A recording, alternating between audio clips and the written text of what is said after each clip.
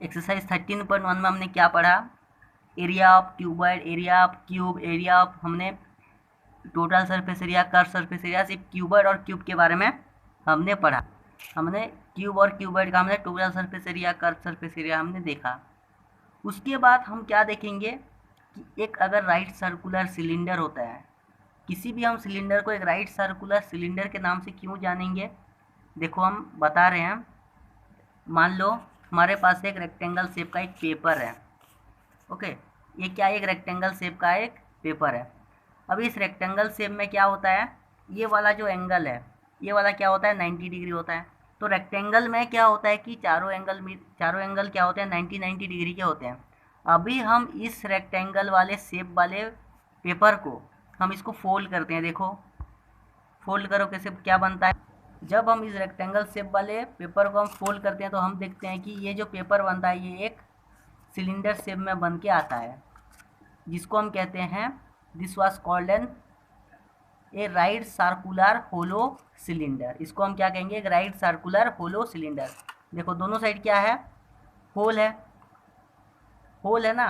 तो इसका हम क्या निकालेंगे, जब अगर हम इसका एरिया निकालेंगे तो इसका हम क्या निकालेंगे, इस वाले एरिया को हम निकालेंगे, सिर्फ कर्व सरफेस एरिया को हम निकालेंगे, क्योंकि ऊपर वाला ब्लैंक है, नीचे वाला होलो है, दोनों तरफ से क्या है ब्लैंक है। तो जब भी हम एक सर्किल का, जब भी कभी हम एक सर्किल का एरिया, पेरीमीटर वाला एरिया निकालते हैं तो क्या करते हैं 2πr करते हैं। ये क्या है, ये पेरीमीटर ऑफ सर्किल, ये क्या है, ये पेरीमीटर ऑफ सर्किल। अभी मान लो हमारे पास एक सर्किल है, क्या है एक सर्किल है, उस टाइप का सेम फिगर वाला, सेम डायमेंशन वाला, सेम शेप साइज वाला सर्किल तुम और 10-15 बना के एक के ऊपर एक के ऊपर एक रखो, तो हमें क्या क्या हम देखेंगे, अगर एक सर्किल के ऊपर एक सर्किल, एक सर्किल के ऊपर एक सर्किल हम रखते हैं तो इस तरह एक क्या बनेगा, एक सिलेंडर शेप का एक फिगर बनेगा, जिसको हम क्या कहेंगे, इसको हम कहेंगे राइट सर्कुलर सिलेंडर। इसको हम क्या कहेंगे, इस वाले फिगर को हम राइट सर्कुलर सिलेंडर बोल के हम बोलेंगे।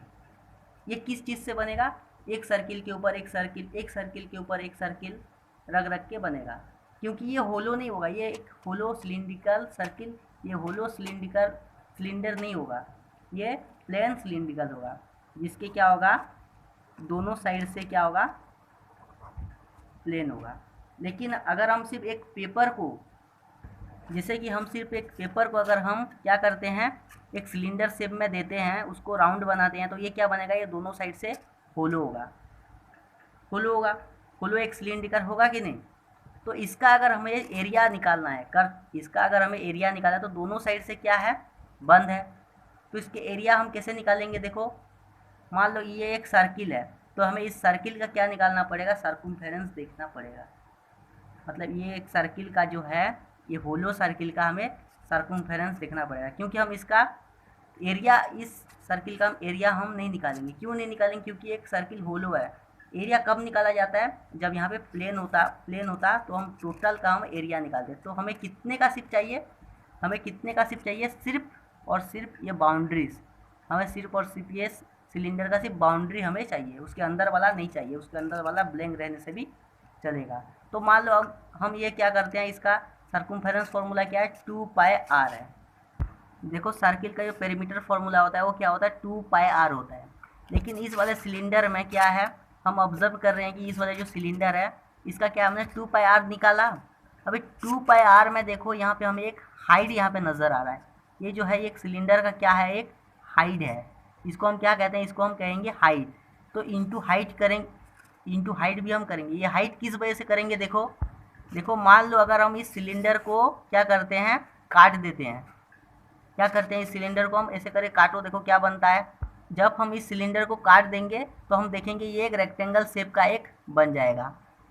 तो इसका हमें क्या पता है, इसका हमें सर्कमफेरेंस पता है, क्या है ये 2πr है, ये क्या है एक 2πr है। और ये वाला जो है ये क्या है, ये हाइट बनता है जो कि एज है।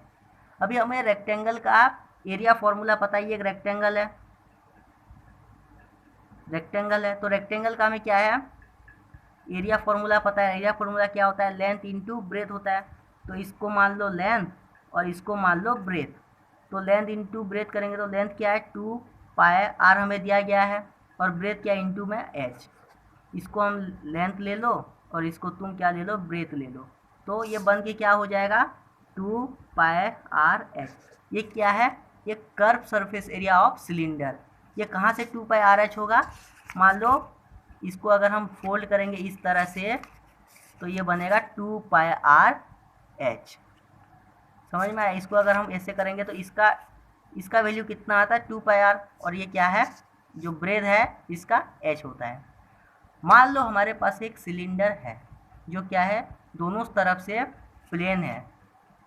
अगर हमें किसी एक सिलेंडर का टोटल सरफेस चाहिए तो मान लो ये एक सिलेंडर है, ये ऊपर से क्या है प्लेन है, नीचे से क्या है प्लेन है, ये होलो नहीं है।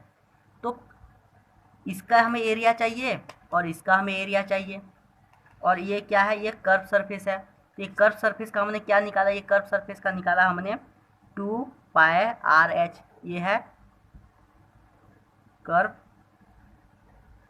Curve surface. सरफेस हम किसको कहते हैं, सिर्फ इतना को हम कर्व सरफेस कहते हैं। ये टोटल इतना को हम सिर्फ कर्व सरफेस कहते हैं। मतलब देखो इसको सिर्फ हम कर्व सरफेस बोल के बोलते हैं, इसको हम कर्व सरफेस बोलेंगे। अब यहाँ पे इस सिलेंडर का ऊपर वाला का सर्किल का एरिया क्या होगा, पाई आर स्क्वायर। एक सर्किल का होता है पाई आर स्क्वायर, फिर नीचे वाले सर्किल का हमें चाहिए प्लस पाई आर स्क्वायर। तो ये मिल के बनेगा 2 पाई आर स्क्वायर। तो टोटल सरफेस क्या होना चाहिए 2 पाई आर स्क्वायर, नहीं, एक सिलेंडर का 2 पाई आर स्क्वायर, ये नीचे वाला और ऊपर वाला सिर्फ 2 पाई आर स्क्वायर। उसके बाद ये कर्व सरफेस भी तो हमें ऐड करना पड़ेगा। तो क्या करेंगे 2 pi r square plus 2 pi r h. यहाँ पे देखो 2 पाई आर कॉमन जा रहा है, 2 पाई आर कॉमन जा रहा है, तो आर प्लस एच। ये हो जाएगा क्या, ये हो जाएगा total surface area of cylinder. Total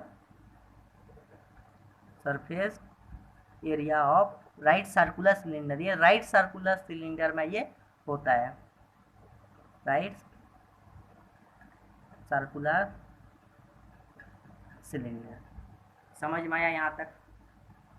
ये हमारा बन गया एक राइट सर्कुलर सिलेंडर का ये टोटल सरफेस एरिया। इसको हम कहेंगे टोटल सरफेस एरिया, और इसको हम कहते हैं कर्व सरफेस एरिया। इसको हम कहेंगे कर्व सरफेस एरिया।